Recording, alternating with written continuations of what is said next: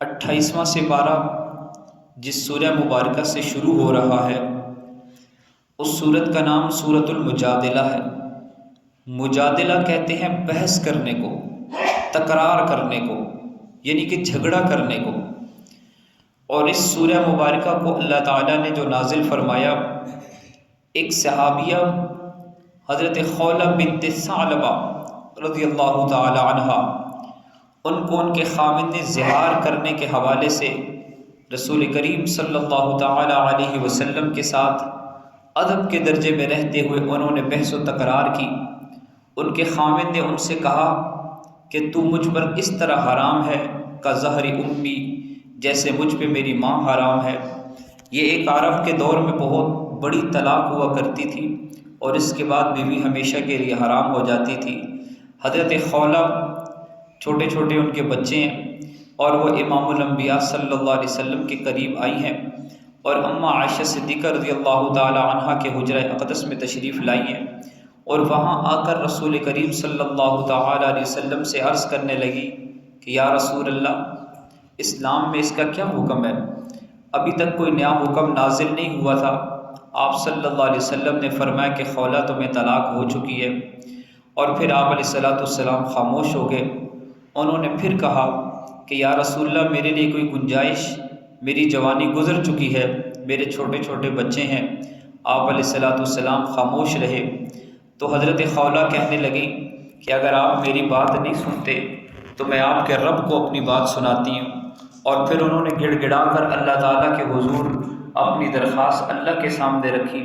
اللہ تعالیٰ نے ان کی اس صدا کو قرآن بنا کر اپنے حبیب صلی اللہ علیہ وسلم پر نازل کیا اور ارشاد فرمایا کہ قد سمع اللہ تعالیٰ نے خولہ کی بات سن لی ہے۔ آسمانوں پر اللہ تعالیٰ نے اس کی صدا کو سن لیا ہے، اور پھر اللہ تعالیٰ نے اس طلاق کو ہمیشہ کے لیے ختم فرما دیا۔ اس سورہ مبارکہ میں شرعی احکامات کے ساتھ منافقین کی گھٹیا حرکتوں کو بھی ذکر کیا۔ منافقین اسلامی ریاست کو کمزور کرنے کے لیے خفیہ سرگوشیاں کرتے اور نبی کریم صلی اللہ علیہ وسلم کی مجالس میں آپ کی ہدایت کے اثرات کو زائل کرنے کی کوشش کرتے۔ چنانچہ ایسی سرگوشیوں سے منع کرنے کے ساتھ ساتھ حزب الشیطان کی 4 علامات ارشاد فرمائیں اور حزب اللہ ان کی 7 صفات بیان فرمائیں۔ حزب الشیطان یعنی شیطانی گروہ، یہود سے دوستی رکھنے والا، جھوٹی قسمیں اٹھانے والا، اسلامی ریاست کا دشمن، اعتراض کرنے والا اور دوزخی ہیں، جبکہ اس کے مقابلے میں حزب اللہ کا گروہ اسلامی ریاست کا محافظ، مضبوط ایمان والا، ایسا جنتی گروہ ہے کہ اللہ ان سے راضی اور وہ اللہ سے راضی ہیں۔ اس سورہ مبارکہ کی خاص بات یہ ہے کہ اس میں آداب مجلس کے ضمن میں یہ ہدایت ارشاد فرمائی کہ مجلس میں سمٹ کر بیٹھنا چاہیے تاکہ آنے والوں کے لیے کشادگی ہو، اور جب امیر مجلس کسی کو اٹھنے کا کہیں تو فوراً اٹھ جانا چاہیے۔ دوسری سورہ مبارکہ 28ویں سپارے کی سورہ حشر ہے۔ حشر کا معنی ہے اکٹھا کرنا، گھیر لینا۔ چونکہ سورہ مبارکہ میں بنو نذیر کو گھیرنے کا حکم ہے اور وہ اس کا ذکر ارشاد فرمایا، اس مناسبت سے اس کا نام سورہ حشر رکھا۔ اس سورہ مبارکہ میں منافقین اور یہودیوں کا تذکرہ، بنو نذیر کے خلاف فرد جرم عائد کی گئی کہ انہوں نے اللہ اور اللہ کے رسول کی نافرمانی کی، عہد شکنی کی، اس لیے آپ بطور سزا کے انہیں جلا وطن کر دیں۔ اس سورہ مبارکہ میں نبی کریم صلی اللہ علیہ وسلم کی سنت کی دستوری اور قانونی حیثیت کو واضح کیا کہ اللہ کے رسول کا حکم بھی اسی طرح حجت ہے جس طرح قرآن حجت ہے۔ اور اس سورہ مبارکہ کی خاص بات یہ ہے کہ اس میں اسلامی نظام معیشت کا اہم اصول ارتکاز دولت اور اس کی ممانعت ارشاد فرمائی۔ یعنی اسلام ہرگز یہ نہیں چاہتا کہ دولت چند امیر لوگوں کے درمیان گردش کرتی رہے، بلکہ اسلام دولت کا پھیلاؤ چاہتا ہے تاکہ معاشرے میں سوسائٹی کا کوئی فرد اس سے محروم نہ رہ سکے۔ تیسری صورت سورۃ الممتحنہ۔ ممتحنہ کا مطلب ہے امتحان لینے والی۔ چونکہ اس سورہ مبارکہ میں مسلمانوں کا دعویٰ کرنے والی عورتوں کا امتحان لینے کا ذکر ہے، چند عورتوں نے دعویٰ کیا ایمان کا تو اللہ تعالیٰ نے ان کا امتحان لیا، اس مناسبت میں اس کا نام سورہ ممتحنہ رکھا۔ اس سورہ مبارکہ میں اسلامی ریاست کے استحکام کے لیے اندرونی اور بیرونی سازشوں اور جاسوسیوں، بالخصوص خواتین جاسوسوں پر نظر رکھنے کی ہدایت ارشاد فرمائی۔ اس کے علاوہ اسلامی ریاست کی کارجہ پالیسی اس کے ضمن میں یہ بتایا کہ اللہ اور مسلمانوں کے دشمنوں کو اپنا دوست اور رازدار ہرگز نہ بناؤ، البتہ حلیف کافر حکومتوں سے دوستی کی جا سکتی ہے۔ اسی طرح داخلہ پالیسی کے حوالے سے عورتوں کی شہریت کے قانون کی وضاحت کی گئی، اور ایک خاص بات اس سورہ مبارکہ کی یہ ارشاد فرمائی کہ اس صورت میں مسلمانوں کی تنظیم اور جماعت سازی کے لیے بیت کو مسنونی اساس قرار دیا گیا۔ پھر اس کے بعد سورہ صف کا مطلب ہے قطار۔ آیت کریمہ میں یہ لفظ آیا، اس لیے سورۃ مبارکہ کا نام سورہ صف رکھا۔ اس سورہ مبارکہ میں ایک مسلمان کو کس طرح گفتار اور کردار کا غازی بننے کی دعوت دی گئی، اور پرزور انداز میں یہ ارشاد فرمایا گیا کہ مسلمان کا یہ ضابطہ حیات ہے کہ وہ گفتگو سے زیادہ کردار کا غازی رہے۔ تسبیح اور تحمید تو کائنات کی ہر چیز کرتی ہے، ہم سے اللہ تعالیٰ کو تسبیح اور تحمید مطلوب نہیں ہے، بلکہ ہم سے اللہ تعالیٰ دین کا غلبہ چاہتے ہیں، جان و مال کی قربانی چاہتے ہیں۔ یہودیوں نے اور عیسائیوں نے اپنے انبیاء کی نافرمانی کی، ہمیں ان کی روش ترک کر کے اس راستے پر نہیں چلنا، بلکہ ہمیں نبی کریم صلی اللہ تعالی علیہ وسلم کی کامل اتباع کرنی ہے۔ آپ کا جو مقصد بعثت ہے اس پر کاربند رہنا ہے۔ اسی طرح ہم انصار اللہ یعنی اللہ کے دین کے مددگار بن سکتے ہیں۔ سورہ صف کی بڑی خاص بات یہ ہے کہ اس میں اہم جنگی اصول، صف بندی، منصوبہ بندی اور تنظیم کی اہمیت کو اجاگر کیا گیا۔ اس کے بعد سورہ جمعہ اللہ تعالیٰ کی تعریف اور توصیف بیان کرنے کے بعد حضور اقدس صلی اللہ تعالیٰ علیہ وسلم کی بعثت اور ان کے مقاصد کو بیان کیا کہ امت محمدیہ آخر تک جان نثار پیدا کرتی رہے گی، اور یہ دین صرف اہل عرب کے لیے نہیں بلکہ سلمان فارسی اور ان کی نسل کے دوسرے لوگ بھی اسلام قبول کریں گے۔ اسی طرح اس کے بعد یہودیوں کا تذکرہ کیا، ان کی آسمانی کتاب سے فیض حاصل نہ کرنے کو ایک مثال دے کر سمجھایا کہ جس طرح ایک گدھے پر کتابیں لاد دینے سے اسے کوئی فائدہ نہیں ہوتا، اسی طرح یہودیوں پر آسمانی کتابوں کی جو نزول ہوا ان کے فیض سے یہ لوگ محروم رہے۔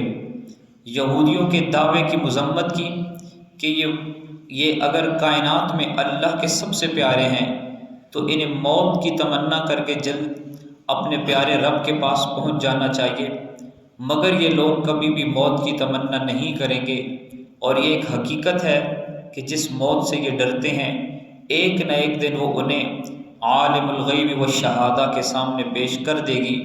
پھر ایک واقعے کی طرف اشارہ کیا کہ جب جمعہ کے وقت تجارتی قافلوں کی آمد پر لوگ آپ کو خطبے کے دوران چھوڑ کر چلے گئے تھے، اللہ تعالیٰ نے حکم دیا کہ جمعے کی اذان کے بعد سب کام چھوڑ کر اللہ تعالیٰ کی یاد اور اللہ کی نماز میں مشغول ہو جانا چاہیے۔ نماز میں مشغول ہو جانا رزق میں ترقی کا ذریعہ ہے۔ اللہ تعالیٰ بہترین رزاق ہیں، رزق عطا فرمانے والے ہیں۔ اگلی سورہ مبارکہ سورۃ المنافقون ہے، جس سے بنیادی طور پر یہ پیغام مل رہا ہے کہ ہر وہ شخص جس کی زبان پر اللہ کے نبی صلی اللہ علیہ وسلم کی نبوت اور رسالت کا کلمہ ہو یا اللہ کی الوہیت کا کلمہ ہو، یعنی کلمہ شہادت کی گواہی دینے والے ہر انسان کی شہادت بارگاہ الہی میں قابل قبول نہیں ہے۔ نبی کریم صلی اللہ تعالی علیہ وسلم اور اصحاب پیغمبر کو ان لوگوں سے خصوصی طور پر خبردار رہنے کا حکم دیا گیا جو زبان سے تو یہ اقرار کرتے ہیں کہ اللہ وحدہ لا شریک اور اللہ کے نبی صلی اللہ علیہ وسلم اللہ کے آخری رسول ہیں، لیکن دل سے اس کی تصدیق نہیں کرتے۔ غزوہ احد کے موقع پر رئیس المنافقین عبداللہ بن ابی نے یہ کہا تھا کہ ہم مدینہ میں رہیں گے، نبی کریم صلی اللہ علیہ وسلم اور مسلمان مدینہ میں نہیں رہیں گے، انہیں نکال دیا جائے گا۔ اور اس نے یہ بات کی تھی کہ عزت والے ہم ہیں، نعوذ باللہ اللہ کے نبی اور مسلمان نہیں۔ اللہ تعالیٰ نے اس کا جواب اس سورہ مبارکہ میں دیا کہ عزت تو صرف اور صرف اللہ اور اللہ کے رسول کے قدموں میں ہے، اور عزت تو ایمان والوں کے لیے ہی ہے۔ اس سورہ مبارکہ میں ایمان والوں کو اس بات کی تنبیہ کی گئی کہ کہیں یہ مال، یہ اولاد تمہاری بربادی کا ذریعہ نہ بن جائیں۔ فرمایا کہ جو مال و دولت ہم نے تمہیں دے رکھا ہے، اپنی موت سے پہلے اسے اللہ کی راہ میں خیرات کرو، بعد میں نہ کہنا کہ اگر مجھے تھوڑی سی مہلت اور دے دی جاتی تو میں صدقہ دے دیتا اور نیک لوگوں میں شامل ہو جاتا، کیونکہ جب کسی کی موت کا وقت آ جاتا ہے تو پھر اسے ہرگز مہلت نہیں دی جاتی۔ اس کے بعد سورہ تغابن کا مطلب ہے ہار جیت کا دن۔ اس سورہ مبارکہ میں ایمان والوں کو متنبہ کیا گیا کہ تمہاری بیویاں اور تمہاری اولاد میں سے جو تمہیں اللہ کے اور اللہ کے رسول صلی اللہ علیہ وسلم کی اطاعت سے روکیں، وہ تمہارے اپنے نہیں، تمہارے دشمن ہیں، اور ان سے تمہیں چوکنا رہنے کی ضرورت ہے کہ کہیں وہ دین کے معاملات میں تمہیں اللہ اور اللہ کے رسول سے دور کر کے ناکامی سے دوچار نہ کر دیں۔ اس میں کوئی شک نہیں کہ مال اور اولاد اللہ تعالیٰ کی بڑی آزمائش ہے، اور اس آزمائش میں اللہ تعالیٰ نے بڑا اجر بھی رکھا ہے۔ فرمایا کہ اگر تم اللہ کو قرض حسنہ دو گے تو وہ اسے تمہارے لیے کئی گنا بڑھائے گا اور تمہارے گناہ بھی معاف فرمائے گا۔ اس کائنات میں اللہ تعالیٰ سے زیادہ قدردان اور کوئی نہیں ہے۔ اگلی سورہ مبارکہ سورۃ الطلاق، نام ہی سے یہ بات واضح ہو رہی ہے کہ اس میں اللہ تعالیٰ نے طلاق کے مسائل کو بیان فرمایا، عورتوں کی عدت کے مسائل کو بیان فرمایا، وہ عورتیں جو حمل والی ہیں ان کی عدت کو بیان فرمایا، ان کے علاوہ باقی تمام اقسام کی عورتوں کی عدت کا بیان، اور متقین کے لیے اعلان ہے کہ اللہ تعالیٰ انہیں دنیا اور آخرت کی ہر طرح کی پریشانی سے نجات عطا فرمائیں گے، بے حساب رزق اللہ تعالیٰ انہیں عطا فرمائیں گے، ان کے معاملات میں آسانی ہوگی، اور اللہ تعالیٰ ان کے گناہوں کو مٹائیں گے، اور یہ وہ لوگ ہیں کہ جنہیں اللہ کی طرف سے اجر عظیم عطا ہوگا۔ اس کے بعد آخری سورہ مبارکہ سورۃ التحریم ہے۔ سورۃ التحریم کے شان نزول میں یہ بات کہ رحمت عالم صلی اللہ تعالی علیہ وسلم اپنی زوجہ مطہرہ ام المؤمنین سیدہ زینب بنت جحش رضی اللہ تعالی عنہ کے پاس جاتے، کچھ دیر ٹھہرتے اور ہماری ماں رحمت عالم صلی اللہ علیہ وسلم کی خدمت کرتی اور آپ علیہ الصلوۃ والسلام کو شہد پیش فرماتی، حضور صلی اللہ علیہ وسلم شہد نوش فرماتے۔ اس دوران ام المؤمنین سیدہ حفصہ اور سیدہ عائشہ رضی اللہ تعالی عنہما نے وہاں پر معمول سے زیادہ رک جانے کو نوٹ کیا اور یہ طے کیا کہ ان دونوں میں سے جس کسی کے پاس بھی نبی کریم صلی اللہ علیہ وسلم تشریف لائیں گے تو وہ ان سے یہ کہیں گی کہ اے اللہ کے رسول، آپ کے تو آپ کے منہ سے مغافیر کی بو آ رہی ہے۔ چنانچہ انہوں نے ایسا ہی کیا تو آپ صلی اللہ علیہ وسلم نے فرمایا کہ میں نے تو اور کچھ نہیں کھایا، ہاں صرف میں زینب کے پاس گیا تھا اور وہاں سے میں نے شہد لیا تھا، اور اب میں قسم کھاتا ہوں کہ آئندہ کے بعد میں شہد نہیں پیوں گا، لیکن یہ بات تم کسی کو مت بتلانا۔ بس اس پر یہ سورہ نازل ہوئی، سورۃ التحریم اللہ نے نام رکھا، اور اللہ تعالیٰ نے اعلان فرمایا کہ لِمَ تُحَرِّمُ مَا أَحَلَّ اللَّهُ لَكَ، اے اللہ کے نبی آپ کسی ایسی چیز کو اپنے اوپر حرام کر کیسے سکتے ہیں جس کو ہم نے آپ کے لیے اور آپ کی امت کے لیے حلال کیا ہو۔ حلال اور حرام کے معاملات اللہ تعالیٰ کے قبضہ اختیار میں ہیں، وہ جسے چاہتا ہے حلال کرے اور جسے چاہتا ہے حرام کرے۔ پھر فرمایا کہ اے ایمان والو، اپنے آپ کو اور اپنے اہل و عیال کو جہنم کی آگ سے بچاؤ، جس کا ایندھن لوگ ہوں گے، جس کا ایندھن پتھر ہوں گے۔ اس آگ پر بہت سخت فرشتے نگہبان اور مقرر ہیں۔ فرمایا کہ اللہ سے خالص اور سچے دل سے توبہ کرو۔ اس سورہ مبارکہ کے آخر میں 2 جہنمی عورتوں کا بیان ہے اور 2 جنتی عورتوں کی مثال بیان فرمائی گئی۔ 2 جہنمی عورتیں اللہ تعالیٰ کے 2 برگزیدہ انبیاء حضرت نوح علیہ السلام اور حضرت لوط علیہ السلام کی بیویاں تھیں۔ یہ بتایا گیا کہ جب انسان کی خود فطرت بری ہو جائے اور وہ خود نیکی کے راستے پر نہ چلنا چاہے تو اللہ کے نبی کا حرم بھی اسے نیکی کے راستے پر نہیں چلا سکتا۔ اتنی بابرکت صحبت کہ جہاں اللہ کے فرشتوں کی آمد ہے، اللہ کے نبی کا مبارک وجود موجود ہے، لیکن اس کے باوجود ان دونوں انبیاء کی بیویاں کافرہ رہیں اور اللہ تعالیٰ نے ان پر عذاب نازل کیا۔ اور 2 خواتین ایسی کہ جو بالکل کفر کے ماحول میں رہی ہیں، ایک حضرت آسیہ جو کہ فرعون کے گھر میں ہیں، اور دوسری مثال اللہ تعالیٰ نے حضرت سیدہ مریم کی بیان فرمائی۔ سیدہ مریم بھی نیک خاتون تھی اور سیدہ آسیہ بھی نیک خاتون تھی، اور ان دونوں کو سخت حالات سے گزرنا پڑا۔ ایمان والوں کے لیے ان دونوں کی زندگی میں بہت زیادہ عبرت کا مقام ہے اور سبق حاصل کرنے کا ایک بہترین اللہ تعالیٰ نے ان کی مثالیں ارشاد فرمائیں۔ اس طرح یہ سورہ مکمل ہوئی اور 28واں سپارہ اس انداز سے مکمل ہو رہا ہے۔